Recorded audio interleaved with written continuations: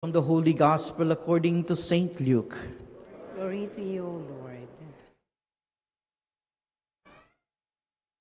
The apostles said to the Lord, "Increase our faith." The Lord replied, "If you have faith the size of a mustard seed, you would say to this mulberry tree, 'Be uprooted and planted in the sea,' and it would obey you.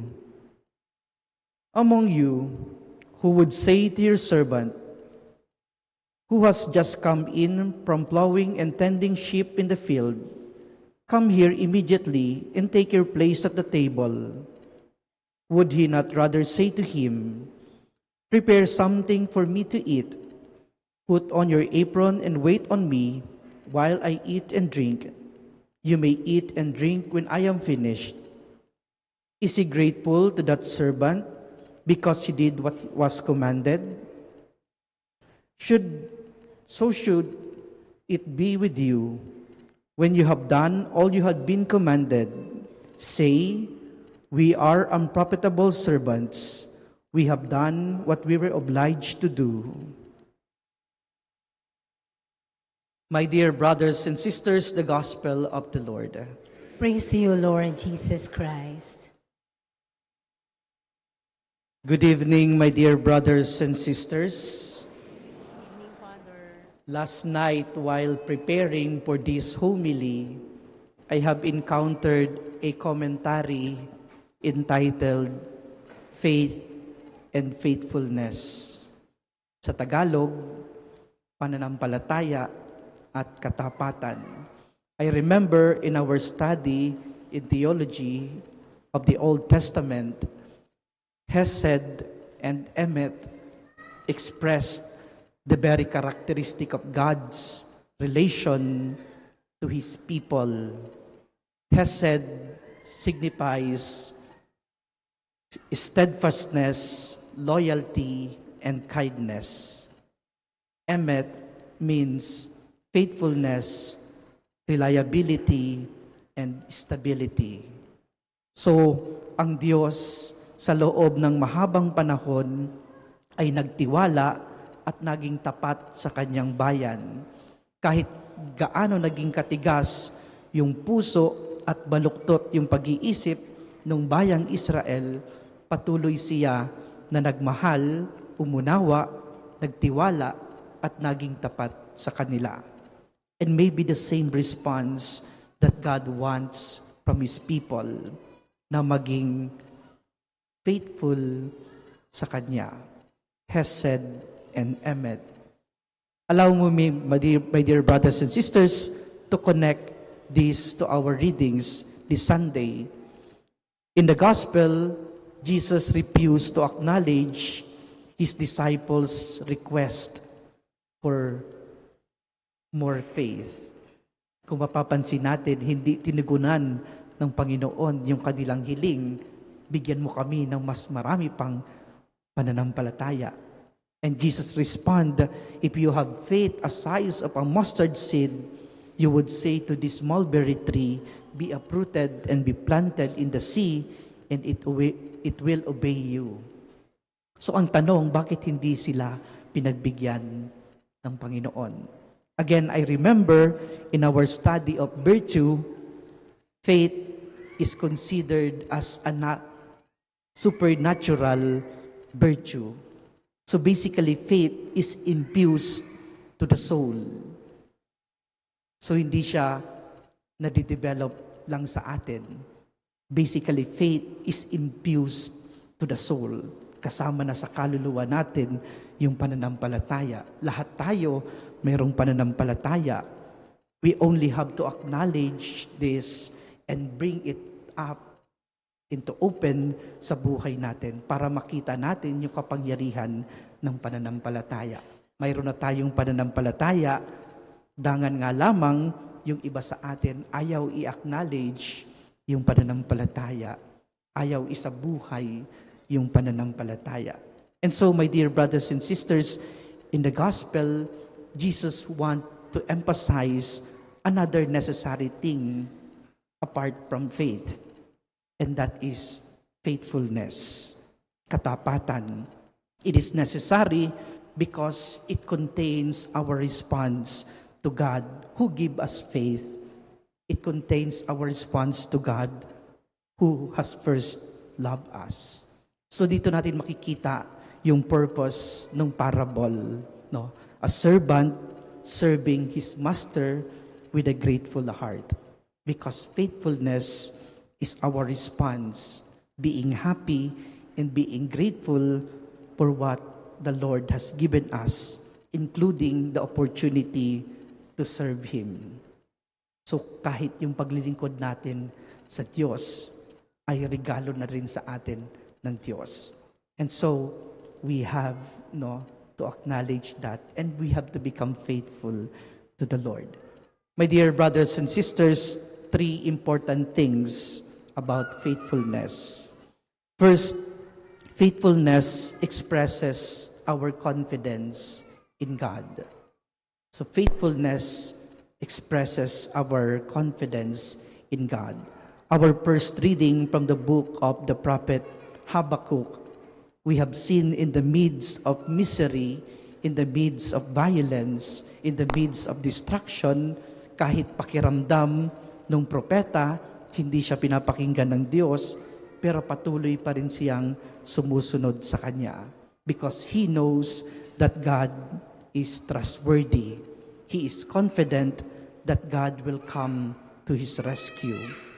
And totoo naman, pinangako ng Diyos na yung Kanyang tulong ay hindi nalilate. Di ba? Kung napakinggan natin dun sa ating unang pagbasa. Pero ito yung isang bagay na mahirap siguro nating isabuhay. Di ba? Kadalasan, tayo humihiling. No? Kung tayo mayroong sakit, humihiling tayo yung gumaling. Pero minsan, mas lalo pang lumalala. Di ba? O kaya naman, humihiling tayo ng katahimikan, pero ang pinapadala sa atin ay napakaraming problema. So nawawala yung kumpiyansa natin sa Diyos. Nawawala yung tiwala, nawawala yung paniniwala natin sa Diyos. Again, the question is, talaga bang Diyos yung may problema? Minsan tayo yung nawawalan ng pasensya, nawawalan ng tiwala sa Diyos. Kaya nga towards the last part, sinabi ni Prophet Habakkuk, the rash one has no integrity, but the just one, because of his faithfulness, will live. So minsan, diba, kahit gaano kahaba yung paghihirap natin, kapag patuloy tayong kumakapit sa Diyos, nalalaman natin na tinutugon ng Diyos yung ating mga hinihiling, ibinibigay ng Diyos sa atin kung ano man yung ating mga inaasahan. We just need to become faithful to God. Huwag magsawa, huwag maghinawa sa paghingi ng tulong sa Kanya. At ganun nga yung pinakita ng propeta dun sa ating unang pagbasa. Second, my dear brothers and sisters, faithfulness shows also our dedication to God. It shows our dedication to God. In our second reading, St. Paul was instructing the new bishop, Timothy. He said, "Steer into flame the gifts of God that you have through the imposition of my hand, and never be ashamed of your testimony to the Lord."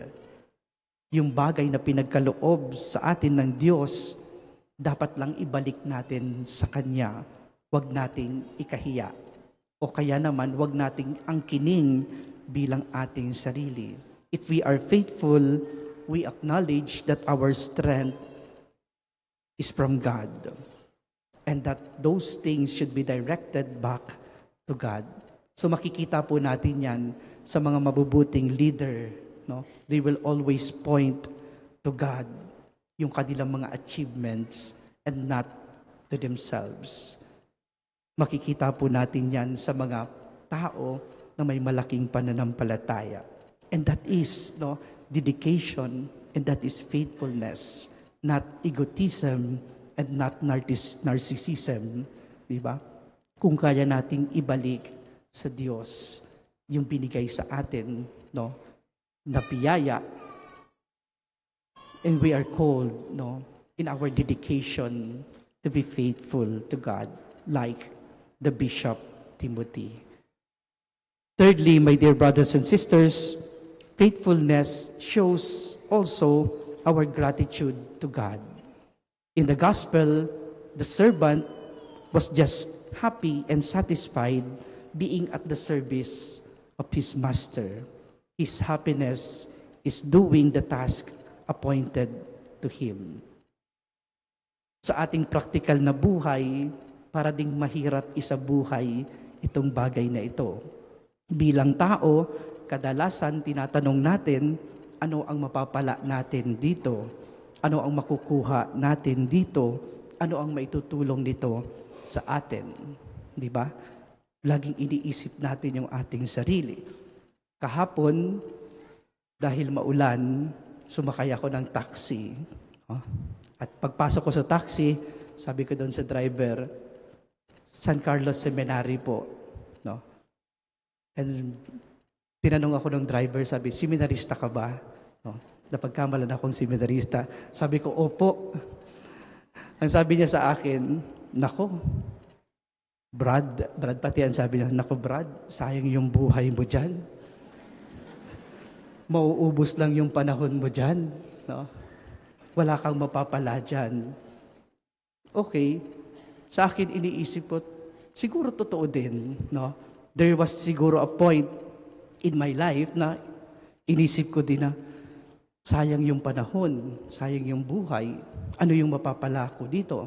Because I entered the seminary at the age of 16. At habang mahaba na yung panahon, yung mga classmate ko, nakagraduate na ng college, nagtatrabaho na, mayroon ng pamilya, pero ako seminarista pa din. So parang minsan tatanungin natin, ano nga ba yung mapapala natin sa buhay, sa pagsunod sa Diyos? Pero mga kapatid, di ba? Makikita natin na if we are faithful, even our sacrifices, our self-denial is our expression of thanksgiving and gratitude to God. At ibinabalik din naman ng Diyos yung ating kabutihan sa Kanya. Lagi nga nating sinasabi, God cannot be outdone in generosity. So kung marunong tayo magsakripisyo sa Diyos, by being grateful to Him, nagiging mas mabuti din sa atin ang Diyos. So hindi tayo nalulugi, no? If we are grateful to God. If we are faithful to God. Amen? So my dear brothers and sisters, I think tama yung commentary, no? More than asking for greater faith, what we should ask is faithfulness. Yung katapatan natin sa Diyos. Our response to God. And as always, faithfulness asks us to be confident in God, especially during our rough time ng buhay natin. Second, faithfulness asks us to be dedicated to God, giving back to God all the graces that we have received from Him. And thirdly, our faithfulness should show our gratitude to God, even to the point of our self-denial, even to the point ng ating mga sacrifices. Amen.